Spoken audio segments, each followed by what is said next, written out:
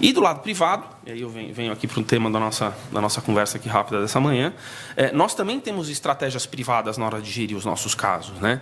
E elas passam por diversos tipos de problemas. Quer dizer, acho que as empresas enfrentam questões relacionadas à causa raiz. Quer dizer, por que eu estou sendo processado? Por que eu tenho muitos processos de um determinado tipo? Né?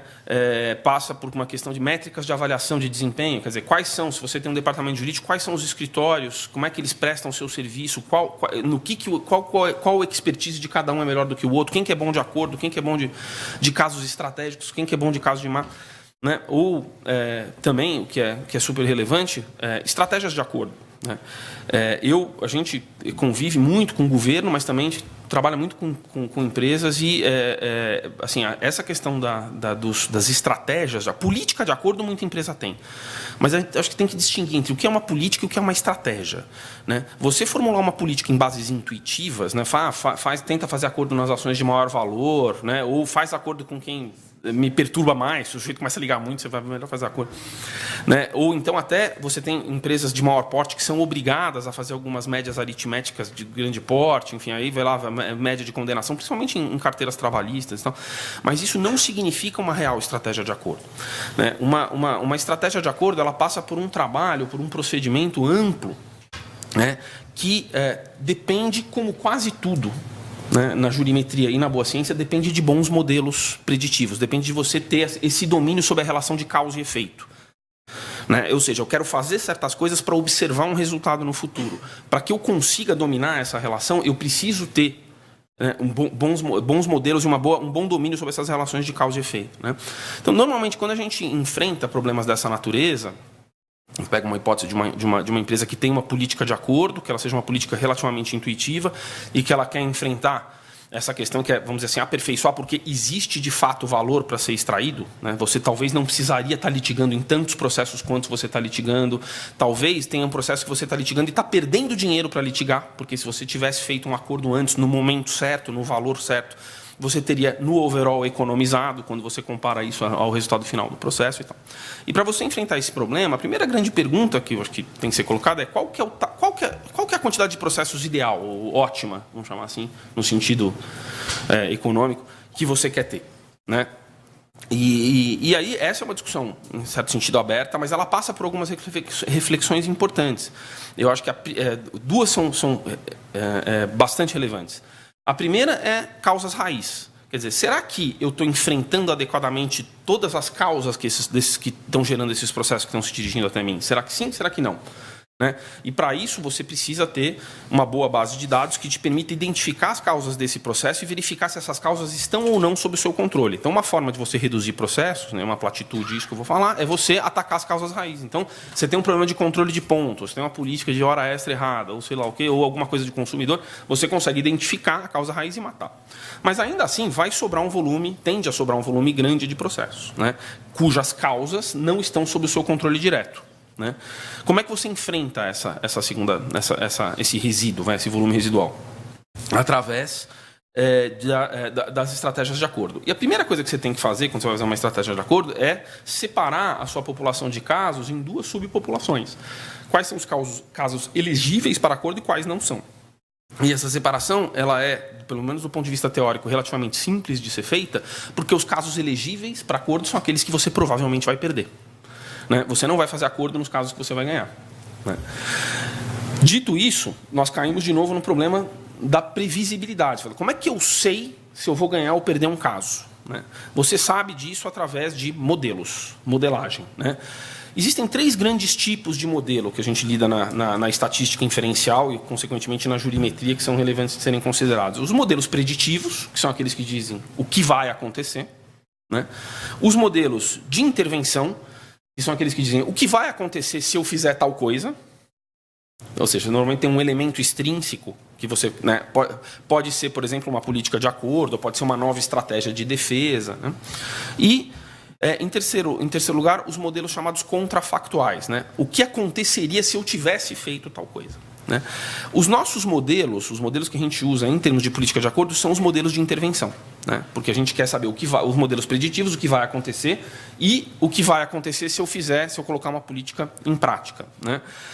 Um modelo ele é construído em torno de covariáveis, né? Todo fenômeno humano ele é explicado por mais de uma causa, né? Então, se você vai explicar o faturamento de uma empresa, é a propaganda, é a qualidade do produto, é a quantidade de concorrentes, enfim, é o ambiente macroeconômico. Então, uma das grandes... A sabedoria da construção do modelo, que o Alexandre, acho que muito felizmente, chamou de receita de bolo, é uma boa metáfora. Quer dizer, você pegar de todas as infinitas variáveis, né, ou quase infinitas variáveis que podem influenciar no resultado dos processos, você conseguir extrair aquelas que são realmente relevantes, né, que a gente chama de variáveis explicativas.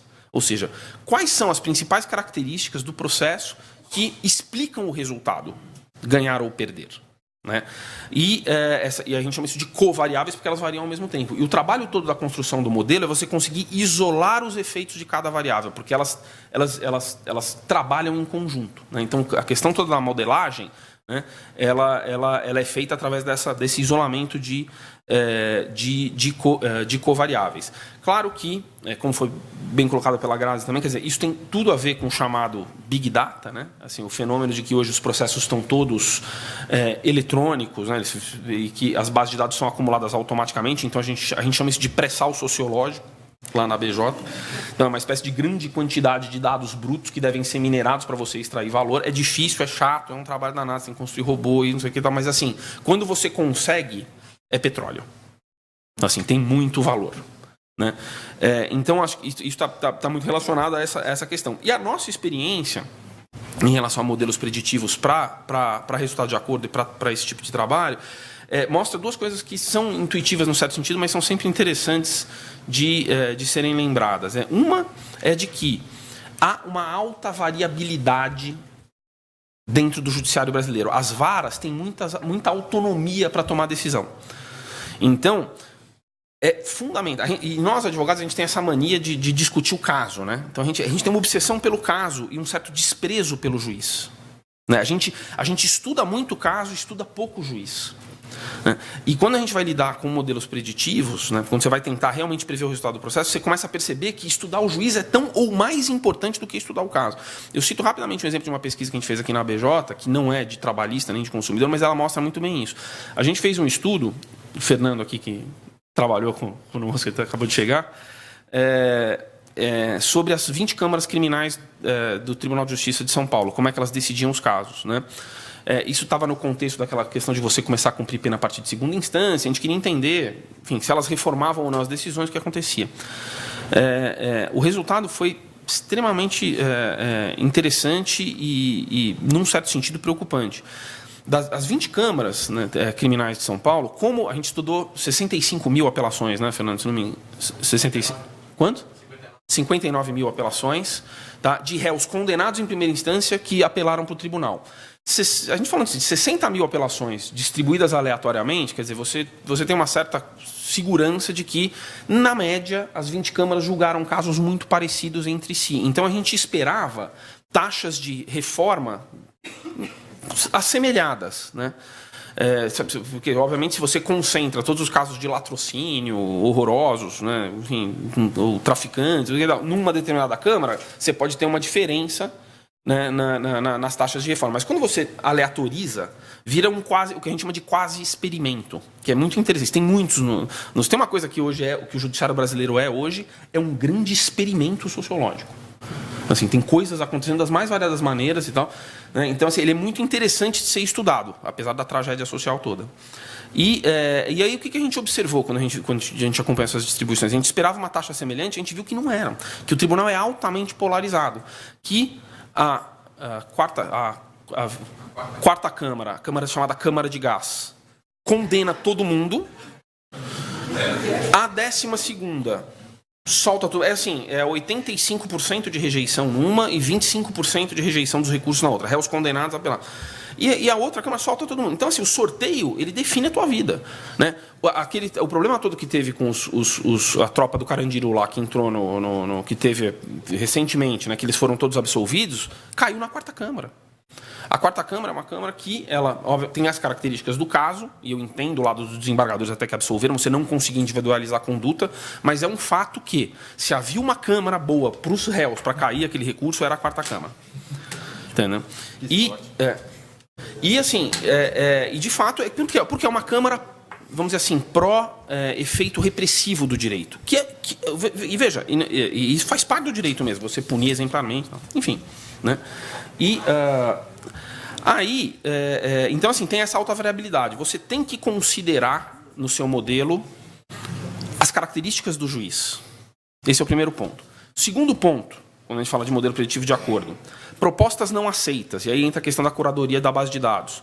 Você precisa ter uma boa base de dados para poder construir um bom modelo. Uma informação relevantíssima para você fazer modelos de acordo, que normalmente as bases não têm, é propostas que foram aceitas, que foram formuladas, mas não foram aceitas.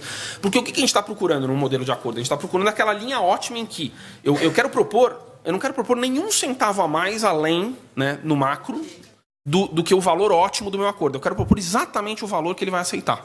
Né?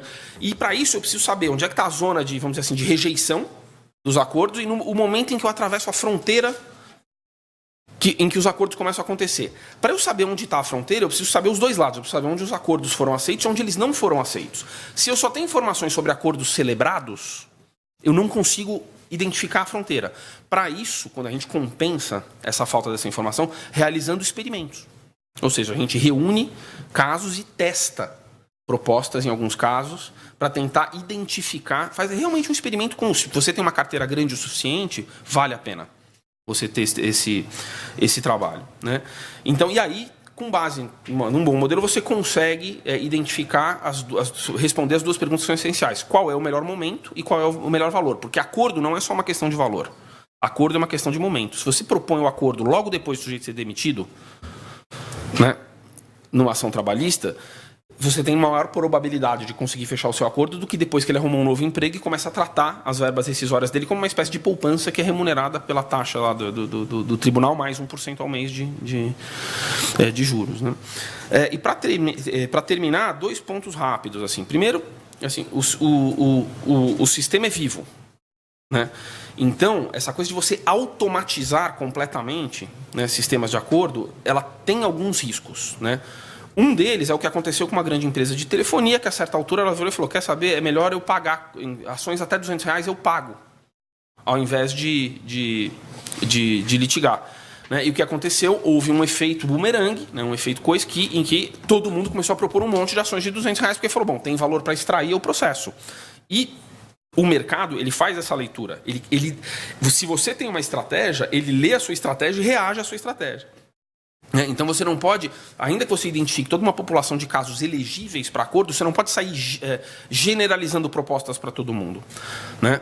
Primeiro, porque você pode ter esse tipo de efeito. Então a gente tem estratégias, por exemplo, de aleatorização de propostas. A gente poderia fazer em vários processos, mas a gente não faz em todos para mandar uma informação trocada para o mercado.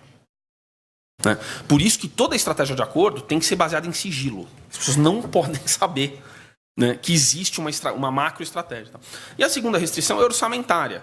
Né? É importante fazer acordo custa dinheiro. Então, se hoje você tem um certo volume de processos e você quer acabar com, de 14 mil, você quer acabar com 4, segundo a sua métrica, você vai ter que pagar 4 mil processos que você só pagaria lá na frente, diluído no tempo, você vai antecipar esse pagamento. Então, você tem um aumento de custo no início. Então, os modelos eles conseguem te orientar nesse sentido. Qual é o seu CAPEX, né? Qual é o capital que você vai ter que investir no início para poder pagar todos os processos? Em quanto tempo você começa a economizar? E em quanto tempo, depois que você começa a economizar, você recupera o seu CAPEX, que é o break-even. E a partir dali, você começa, de fato, a ganhar dinheiro. Então, assim, essas estratégias, né, elas têm que ser pensadas, quantitativamente. Por isso que eu não concordo inteiramente com, acho que algum comentário que foi feito aqui no início, dizendo assim, todas as empresas têm estratégias de acordo.